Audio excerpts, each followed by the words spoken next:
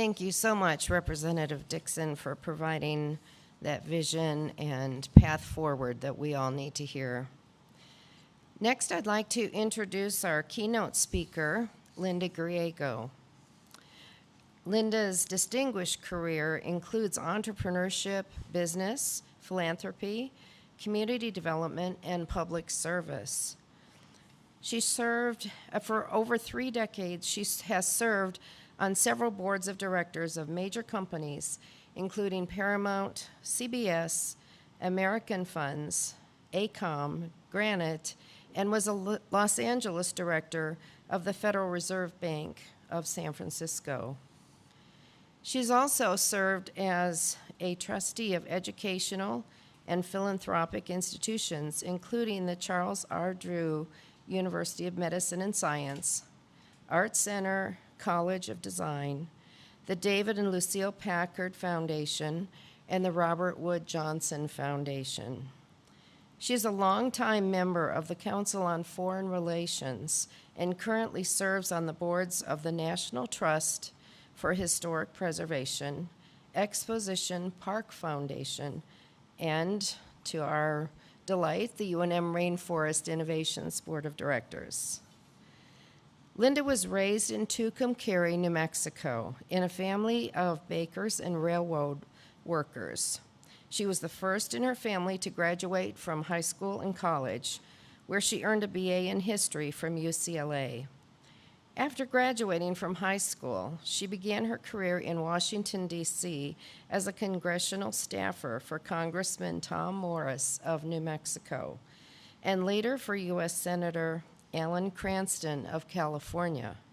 She also served as deputy mayor of Los Angeles in the Bradley administration. So let's welcome Linda Griego.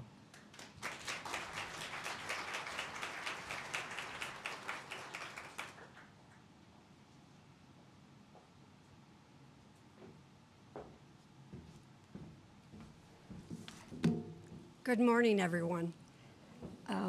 Thank you, Lisa, for that introduction. I just want to say a couple of things. My remarks today will be more on venture capital meets discovery, and also talk a little bit about my own experience in raising startup money and for different ventures that I've had over the last 40 years. But I want to say a couple of things about Rainforest. I thought when I was coming back to New Mexico after having been gone, God, probably almost 50 years. I mean, I always had a place up in Chama and lots of relatives here in town and throughout the state. But coming back, I thought maybe what I would do is volunteer in Santa Fe, where I live now, spend more time up in Chama, maybe do some golfing, write a book. I was thinking of both my husband and I kind of retirement age. I got introduced to Lisa by a professor at UNM, and this was during the pandemic, so I got to meet her over Zoom. And she told me what UNM Rainforest Innovations was doing, and what she'd spent a better part of almost 20 years doing this. And when we got done, I thought, I can't retire. Forget golfing. I mean, I wasn't any good at it anyway. And I thought, I'd like to volunteer there. And I became a volunteer on Innovate, ABQ, and later was asked to join the board. And I have not, this is such an impressive organization. What gets done here is just an amazing work. And this audience in the room here today, it's a cross-section. The representative mentioned capitals represented, banking, scientists, university, entrepreneurs, real estate, nonprofit, government, the very definition of an innovation ecosystem. When I came back to my native New Mexico, I think I'm about a 13th generation New Mexican. I built this career in Los Angeles in entrepreneurship and government, corporate directorships, which I've done for about 30 years, and nonprofit organizations, including economic development.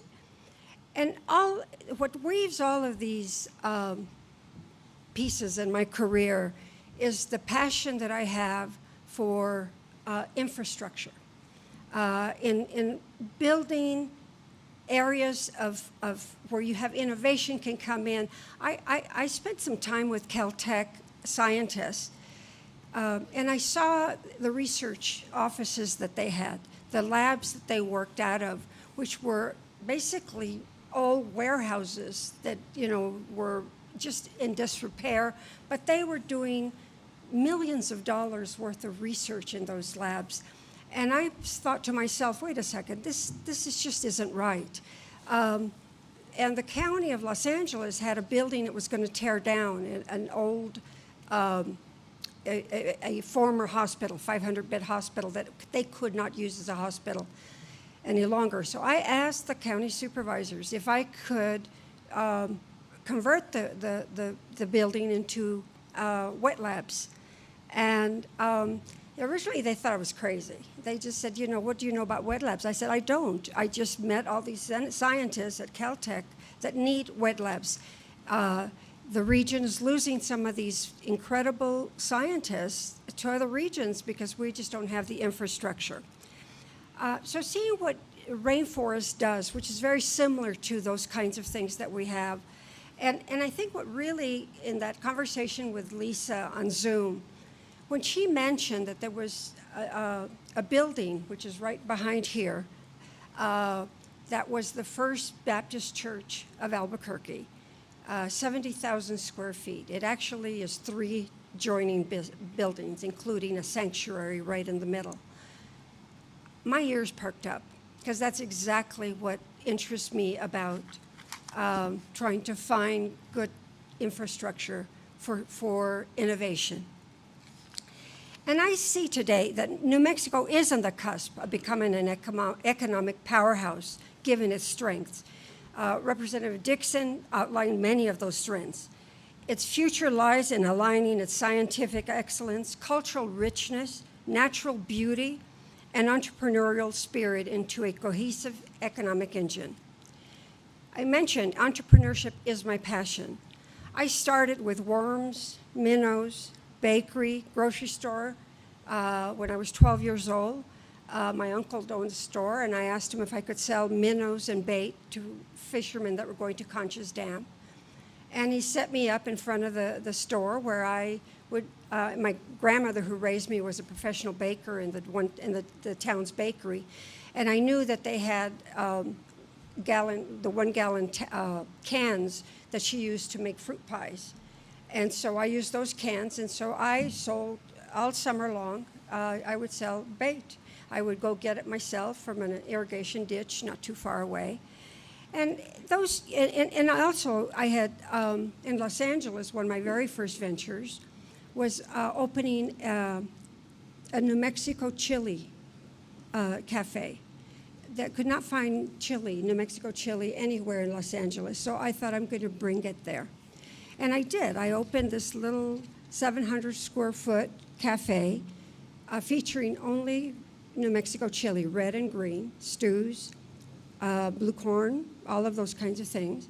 No one had ever heard of Santa Fe in those days. This was at the end of the 70s, early 80s. And, an interesting story there was that I kept trying to raise money. This cost me like $20,000 to open the store. And it was in a horrible location, right next to a striptease nightclub that had a huge sign that said nude. So when people couldn't find my place, I'd say, look for the nude sign. I'm like right below it. But what it taught me was trying to scale. That was my first trying to, can I take this idea and open several of these restaurants? But advisors said to me,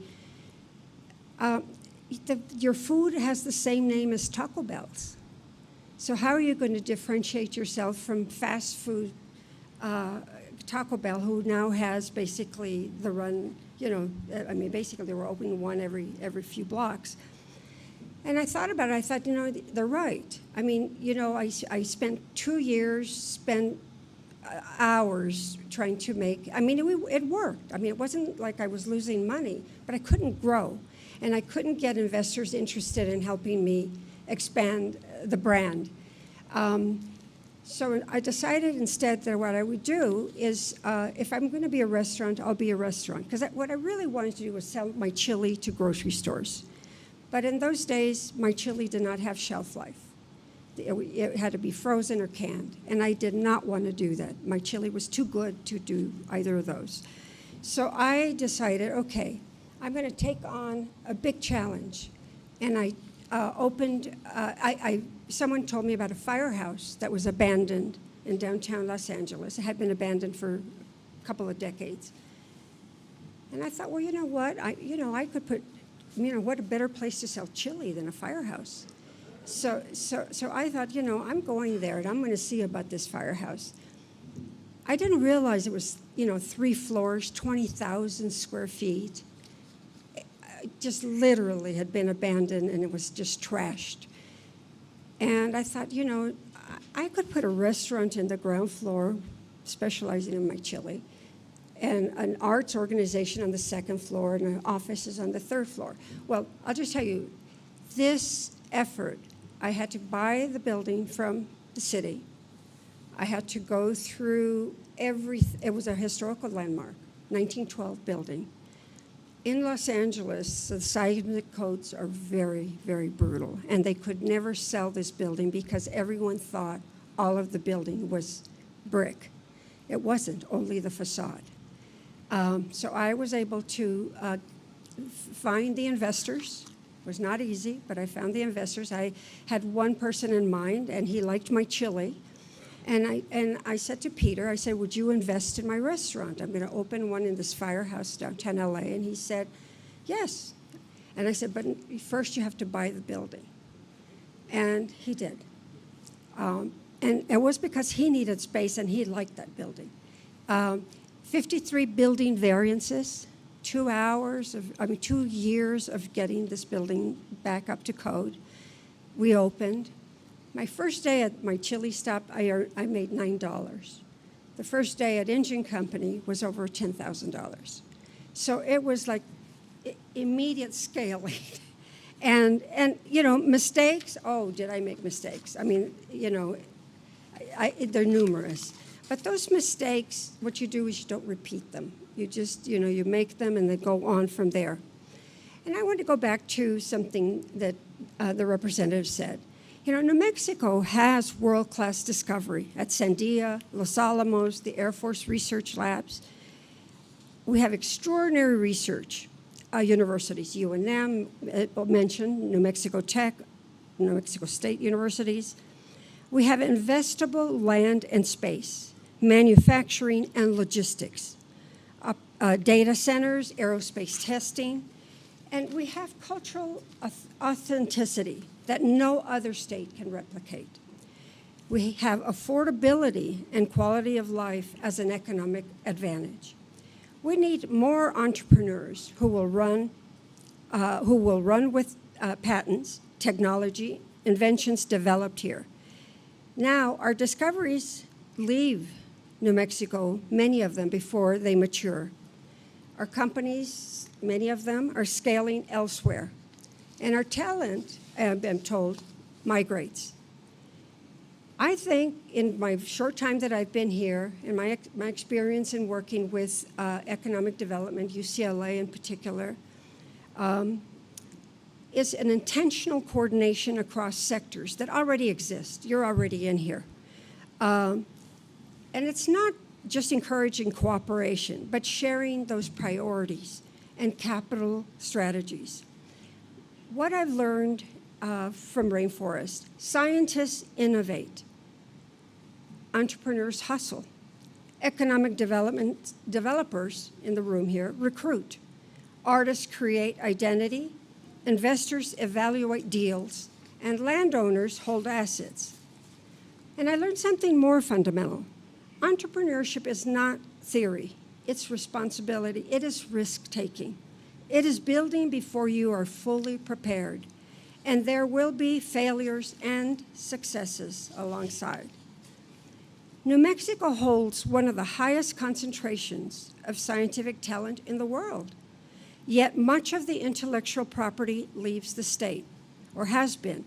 It was great to hear the investment that the state is making, the $300 million, and the representatives $90 million.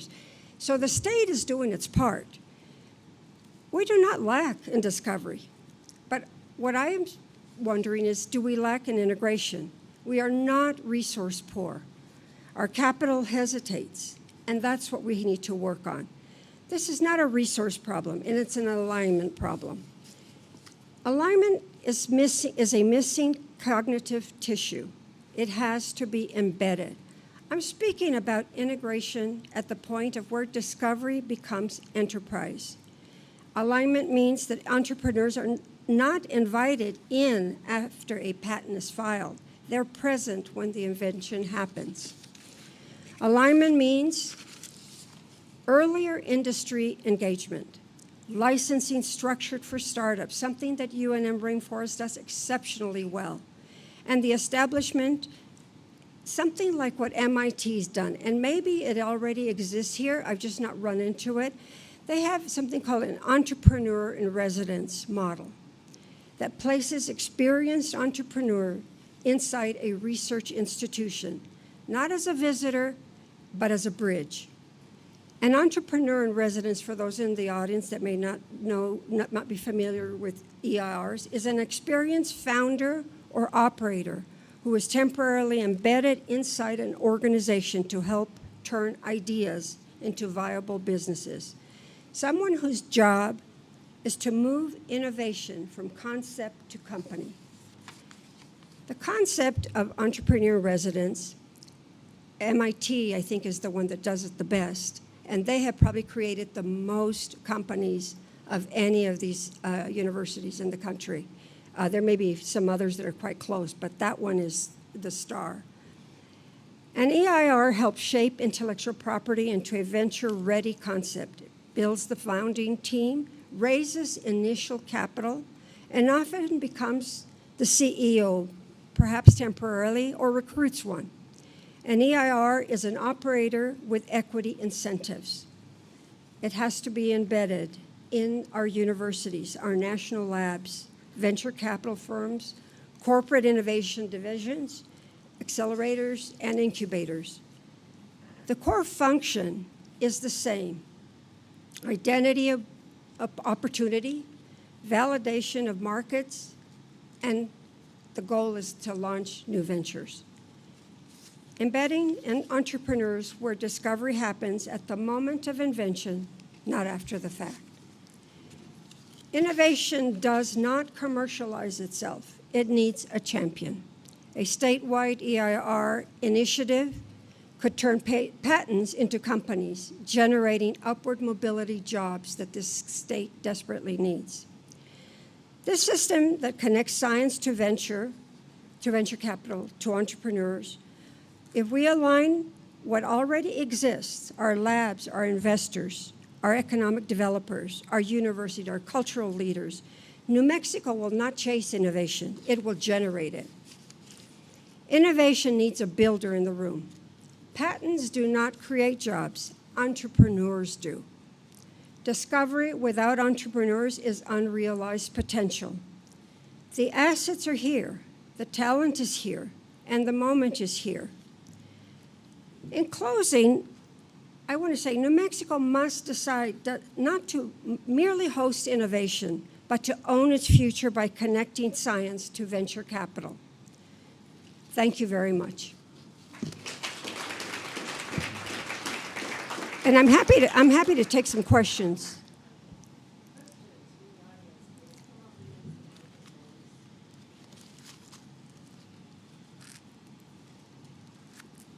Oh, also I wanted to mention, I know in the audience we have Dr. Horowitz, who's come through. She's somewhere in here. I spent about 2 hours with her right after the restaurants opened, after the pandemic, and I'll tell you, she taught me in 2 hours more than I wanted to know about mosquitoes. She has a patent for mosquito abatement to kill bad larvae of mosquitoes like Zika. And she has, oh, there she is. And she has spent, I think, probably the better part of almost 20 years with this innovation. And I think in the last 2 years, she was able to get an investor for her company. And one thing I want to say about venture capital, you know, in some ways it's risk capital, but it also wants its return. And so in some cases, like in Ivy's case, I think also getting mission-related investment from foundations is key. The Gates Foundation, the Robert Wood Johnson Foundation, Packard, all of these have billions of dollars that can be used for innovations. And they call it, I call it patient money, because they, you know, you can spend a little bit more time than you would if you use venture capital. And I know, because I used to raise money for my ventures, my restaurants, my bakeries. And whenever I went to talk to venture capitalists or you know, equity partners, they'd want to know, okay, what's the exit plan? You know, when will I get my money back? In 3 years, 5 years? I mean, and that was key to them. And I'd have a nice little brochure that I wanted to give them. Half of it would say why you shouldn't invest in this venture, because you're probably going to lose your money. So, but that's the law. You have to explain to investors that this is high risk. But what did work for me was being able to, they knew I was passionate about this. And I had one investor who said, you have 5 minutes. I'm getting on a plane. Tell me why I should invest in you. I don't want to see your booklet. I know what those booklets look like. So I told him, I'm opening this firehouse and I need money for it. And I'm going to put this, it's going to be downtown. And he goes, downtown's dead. I said, well, you know, it takes, you know, someone like me to start something so others will come. And he gave me a check at the end of but before he did that, he said, I want you to call this law firm and you tell 5 of those lawyers to all give you a check. So it, you know, it works, but you know, you just have to be I got to do it. So, go ahead. So yes, as an entrepreneur, managing expectations, I would suggest to entrepreneurs manage expectations and discipline your disappointments. Can you give us an idea of how you were able to manage your expectations when it came to trying to get those, get the funds that you needed for your business to move forward? You know, as an entrepreneur, you prepare yourself for a lot of no's. And the no's for me were always maybes, and the maybes were a definite yes. So the expectation I had, if I'm going to do this, I have to make people believe in me. It's not the concept I'm selling. It's the passion I bring to the table. And managing that expectation, you don't want to oversell, because you are going into risky business. You can't be you're not guaranteeing anything. But if it works, they're going to be very happy. I've had some failures. I mean, believe me, and it is not those were the hardest, because the engine company, the firehouse I mentioned, everything that could go wrong for me went wrong. I mean, you know, I didn't know I was going to have to get 53 building variances. Didn't know that, you know, I have to jump through all kinds of hoops. But it was a success from the moment I opened. But I followed up with a restaurant too soon, a second restaurant, bigger than that one. On the day, and I opened the day we went to war with Iraq under President Bush. No customers. I struggled with that restaurant, and at some point you'd have to pull the plug. I don't like losing money, my money, your money. I don't. It's one of the hardest things. But those investors were the same investors, many of them, that I had at engine company. So they knew this was not because I wasn't there to do the work, but sometimes you can't control what happens it's beyond your control. Yes, go ahead. For your opening comments. Could you tell me what your Oh, so it's Thomas Pang. I'm with the Air Force Research Laboratory, actually. Oh, fantastic. And so one question is, you highlighted that New Mexico has so many strengths and so many resources to tap. And then as somebody who has seen the growth of companies both personally and throughout the country, is there anything you would suggest New Mexico's do that they aren't necessarily doing already to be able to catalyze the industries and the economics that you've seen flourish in other parts of the country? Well, I think, to answer your question is, you've got the strengths here and the affordability. In fact, I think New Mexico, frankly, all the states around us, they pretty much have maxed out. And we're in line for those. I know in Southern California, we have some great institutions, some fabulous, fabulous entrepreneurs. The land is so expensive.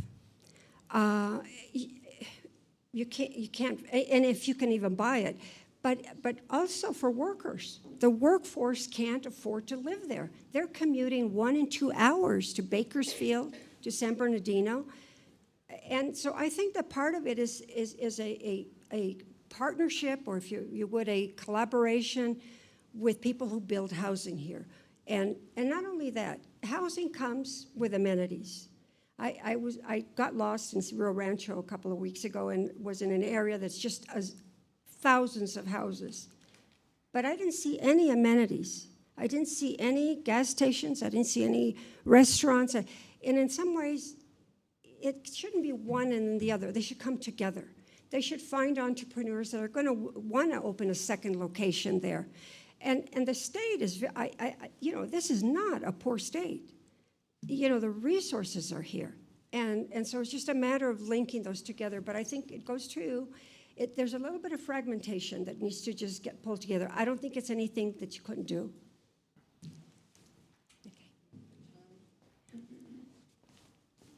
John Schwitz. I'm an entrepreneur with 3 AI companies. And I want to talk about intellectual capital. Many people are endangered right now. Foreign students who come into this country to get educated can be thrown out of the country unless they get jobs. Right now I have 3 STEM opt graduates of computer science working for me, protecting their stay in this country. And I would like more companies to do this sort of thing because these 3, one of them is in Boston, right overlooking Harvard, and they're willing to come to New Mexico because of the reasons you said. Same thing with the West Coast. It's affordable here, and if we make it comfortable for them, we can attract innumerable amount of these people into our economy. And you're absolutely so right, because it is those kinds of, that talent, many of it from overseas, from all over the world, that actually helped Silicon Valley. Silicon Valley, I think today would not be what it is without the foreign students that were there. And that's been true in Los Angeles as well, and in the big Boston for sure. The only thing I can tell you there is that this is a federal issue that needs to be dealt with in terms of the State Department, and our elected officials need to understand that that talent, it will build entrepreneurship and should make it a lot easier for them to get. There were times where you could get those H-1 visas, much easier. Today, it's just, the State Department is so backlogged, and they're not, and everyone, they fear for coming in and for leaving, because if they leave, they can't come back in. And so we do need, that's something that, to me, our elected officials really need, especially our New Mexico elected officials, should be really aware of the need there. Thank you for bringing that to our attention.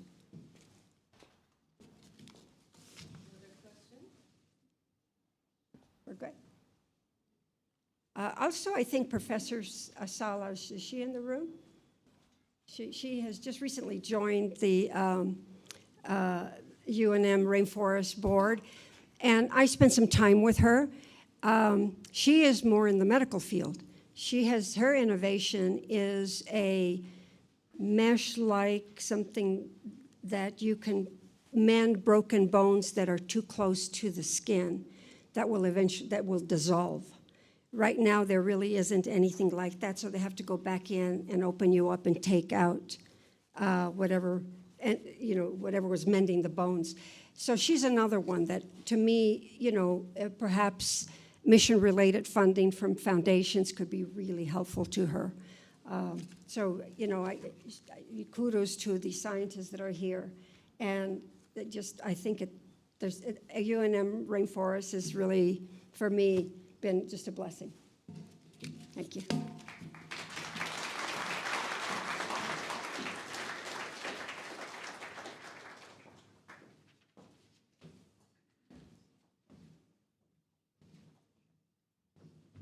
I'd like to take a moment to recognize all of the partners, Sandia, LANL, AFRL, New Mexico State, New Mexico Tech.